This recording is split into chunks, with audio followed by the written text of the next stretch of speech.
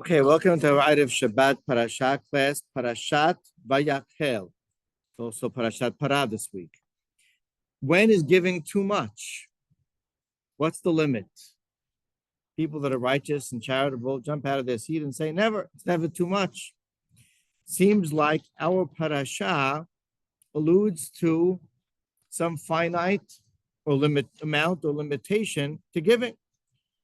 This week, the actual contributions and construction of the Mishkan played out. After all the teachings and the rules given to Moshe Rabbeinu, followed by Het HaEgel, which they then lost their opportunity to do so, and then reclaimed and retrieved, thanks to Moshe Rabbeinu, once again, the instructions were given, and then the actual activities had played out, with Am Yisrael contributing all their raw materials and ingredients of the Mishkan, followed by the actual construction of the Mishkan. That's all in this week's parasha. But if we fast forward towards the middle of the parasha, after a lot of introductory and description of the craftspeople, etc., we're in Perek Lamed Vav, chapter 36, Pasuk, let's say Gimal. We'll start from verse 3. It says, the craftsmen, the people had contributed their raw materials, their donations towards the construction, and they gave it to the leaders, the managers, the craftsmen. And they took all of those to Moshe Rabbeinu, for the purpose of constructing the Mishkan. Holy service, it's called. They weren't finished. Even the next morning, more contributions trickled in. And then Pasuk Dalet, there is some news that the Hachamim had for Moshe.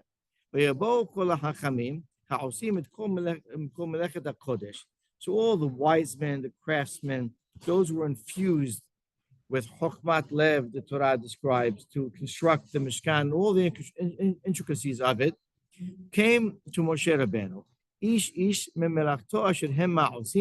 Each according to their respective tasks and crafts that they were in charge of. And Pasuk He, they informed them as follows. Vayomeru el Moshe lemor, marbim ha'am lehabi. The people are bringing too much. Mideh ha'avodah lemelacha. Asher sivazu al asotota. There is more than necessary, more materials, more of the ingredients than necessary for the melacha, for the work that has been directed and instructed by Hashem. In other words, there's an X amount of material that we need to get the job done. And there's more work being poured in that is necessary for the output. More input than output. All right? Is that a complaint or just a FYI that we don't need any more? Maybe they're wasting it, haram, bal tashchit, they shouldn't give any more, is the indication. What was Moshe Rabbeinu's response? Pasuk Vav. Vaysav Moshe v'ya'abiru kol b'machaneh lemor. Moshe commanded, and a call, a sound, or a message then circulated to the entire encampment of the Jewish people. And here it was, the announcement. Ish ve'isha al ya'asu od melacha l'trumat ha'kodesh. Man, woman, stop doing more. It really didn't say material, it said work. Don't do any more work. But it says the Trumat HaKodesh for the contributions of the sanctuary. So it seems that he's saying, stop contributing. And indeed, the last three words of the Pasuk, Vayakhel, the nation stopped bringing this, stopped contributing. The next pasuk is interesting, which we won't really analyze, but we'll read the next pasuk. It's somewhat of a wordy and superfluous, almost redundant pasuk, but it says that the work was enough for that which was needed, and there was extra. We're not going to really go into that pasuk, but let's just reflect back on Moshe Rabbeinu's, the essence of his message. So what really, what dawns on me is two things.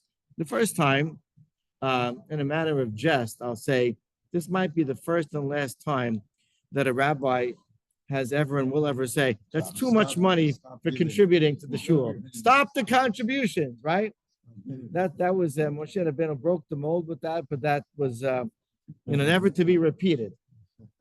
But more seriously, what's the big deal? Why not?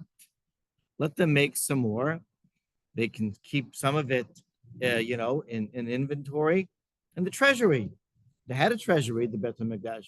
It was called funds for Bedek Habayit. All the centuries that the Beit HaMikdash stood, they had a treasury that was used for maintenance and upkeep and financing for the Beit HaMikdash. Let the people give. What's the harm in letting them? Why was there such panic? Why? And then there was a stop order, Have you ever heard of such a thing? A stop contribution order. Sometimes we'll tell the people, "Oh, this is enough," so that we'll divert them to some other type of cause to give to. But and this was it. The money could have gone to use in other ways. Let the people contribute. They were in the spirit of giving, right? So there really are numerous commentators that take up this issue in this pasuk with numerous different types of comments. There is a simple way, if you just analyze the pshat of the pasuk, to approach it. Again, I alluded to it before. Moshe said,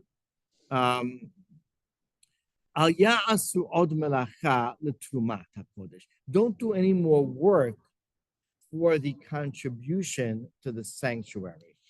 So it sounds like it didn't necessarily mean a stoppage on the contribution of the raw materials.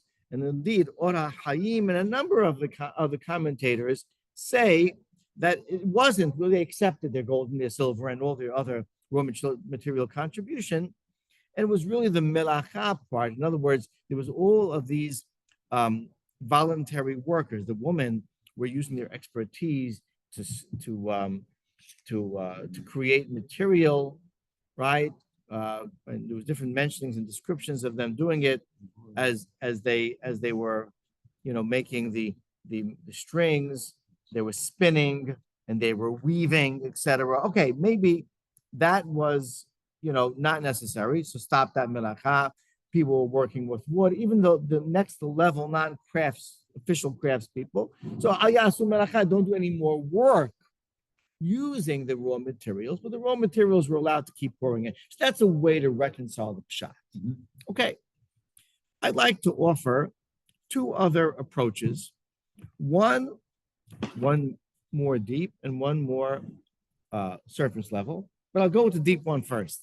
So the deep one's not pshat, but there's a profound, really deep idea embedded here that I want to offer. And then there is one that perhaps will end up having some musar for us, for ourselves. So let's start with the other one. The other one is the deeper idea, is broad. The topic is breached, could be earlier commentators that I'm not aware of, but the Kli Akkad breaches this idea. And the idea is based on one of the purposes why the Mishkan stood. What's the objective of a little sanctuary, a house of God? God doesn't need a house. A couple of years ago, we gave a class on Parashat Terumah where we offered like 7 different theories as to what's the objective of a Mishkan. But it's based on that. But the Kli Akkad starts off by bringing a Gemara. It's Gemara in Mu'ed Katan. And it's a Gemara regarding HaKadosh Baruch Hu's reaction during creation. And the Gemara says when God created the world, it was marhiv veholech. The world was just expanded beyond, I don't want to say beyond control, but without a cessation. It was just, continued to expand. And until God discouraged and rebuked the world, the universe. And he said, Va'amad le'olamo dai. And he told his world, enough for you. Stop getting bigger. What's the concept behind that Agadah in the Gemara. What's the idea behind it? And the idea behind it, I want to say, first of all, that it's a little ironic without scientific knowledge that indeed the world does continue to expand, right? The statistic is if you want to record this, every 3.5 million light years of space, the universe expands 46 miles per second. Okay? As we're talking, the universe is expanding by hundreds of miles for every 3.5 million light years. Okay, so the universe, but it's all part of God's existence, is always expanding, but that's under God's watchful eye, so to speak. But it's controlled, it's managed, it's limited by Hashem. But what is the idea that God told the universe, die, enough, Hajj? He told the world as it expanded. And the idea is that, listen, you can't keep expanding because that would make you infinite, Mr. Physical Universe. Only I am infinite. Everything else is finite. Everything else has limitations. So I'm going to have to impose limitations on you, the world, the universe, so that there is this contrast between me and you. I'm the infinite, I'm the unlimited, and you are the limited and the finite. That's the concept, the philosophical concept behind that midrash. So that's regarding the universe. Where does our discussion come in? So as I said, there are a number of objectives of why this sanctuary for God was needed to be created. One of the theories is that it sort of is a microcosm. The Amik Davar says, for instance, that the different components and sections of the Mishkan aligned with the different components of planet Earth, for instance. Rabbi Bachye says the three sections going from sanctity to greater sanctity of the Mishkan, which is the Haser, the courtyard, then the Kodesh, the regular Hechal sanctuary area, and the Kodesh Kodashim, the Holy of Holies, align with three different types of worlds, meaning the actual, lower world, our planet over here, the upper physical outer space, and then there's the metaphysical world of the angels, the other world, so to speak. That's the alignment. So there's the idea that the sanctuary, the Mishkan, followed by the Bet HaMikdash, had this, what we call a global connection, so to speak. It had, this symbolic representation of God's universe and God having providence over that universe. So that is one of the many objectives of the Mishkan. And so if that's the case, if the Mishkan is likened to the universe, and HaKadosh Baruch Hu told Olamo Dai, told his universe, it's enough expansion. I need to control, you need to be limited, I am unlimited. So therefore, HaKadosh Baruch Hu had to tell the contributors to the sanctuary to build the Mishkan, die. That's enough. It's not unlimited. There has to be a limit. Giving is wonderful. Giving spirit, beautiful, right? But we have to model something. This Mishkan, to a certain extent, stands for the universe. And we have to model the fact that as the universe is unlimited, this has to be unlimited as well. I am unlimited. It's going to be my home and I dwell within it, which is, by the way, a great irony. Shlomo HaMelech, when he constructed the Mishkan, he had this great speech, famous speech. The whole chapter long is a speech. And he told Hashem that the universe can contain you. This house that I made is not going to contain you.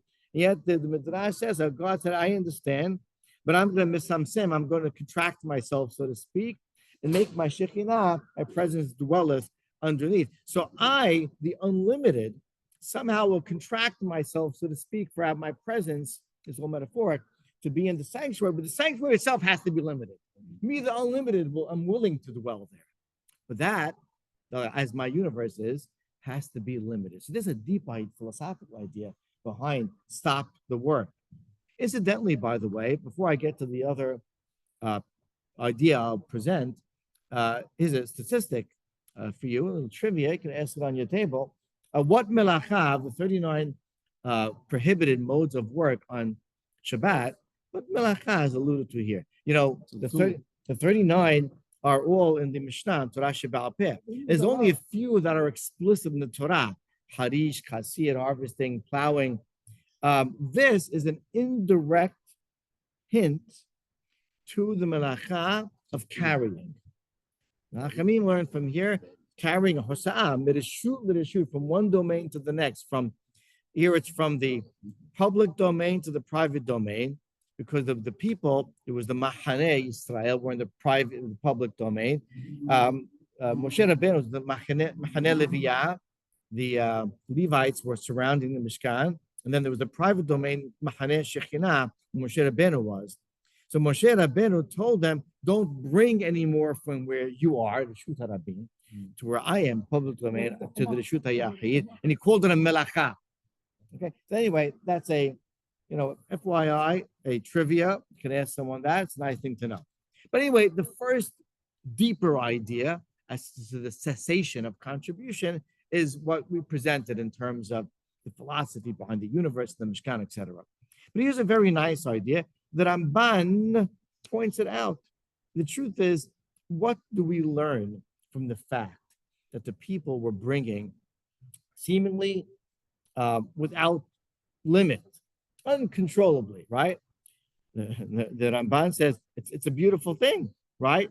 It really demonstrates that the people had this overflowing propensity and spirit to give and to contribute to the house of God. And this is a great sheva. This is a great praise. The Torah is extolling the virtues of the people, that they really were giving. And that as we are, as Jewish people, we have a giving spirit. And they felt like, I'm going to continue unless you stop me. I want to give to God, to the cause, to Am Yisrael. Wonderful. And Moshe Rabbeinu will have to stop them, by the way. It's also a compliment to the leaders. They weren't, I'm not interested for myself, all this gold and silver and wealth. It's not for me, it's for God. So it's enough, okay, then stop.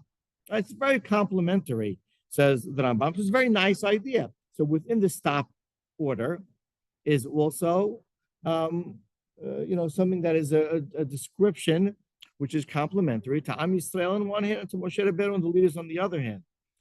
I think that the lesson that we glean from this is that really Hashem wants us to aspire to this mode of behavior, to this spirit of marbim ha'am lehabi.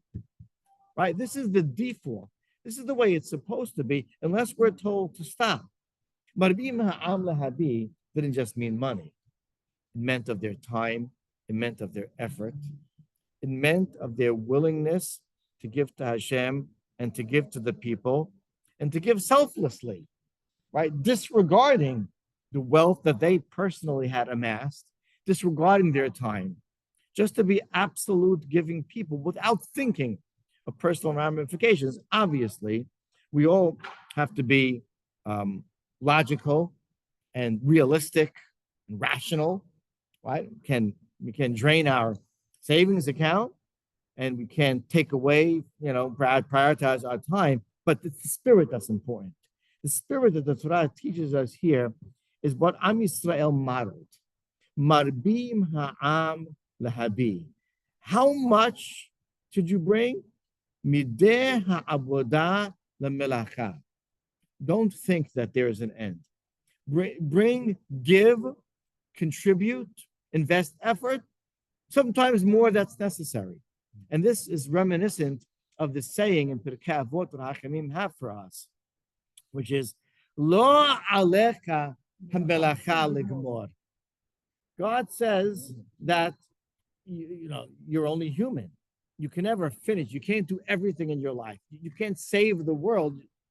But v'lo ata ben chori lehipater mimena.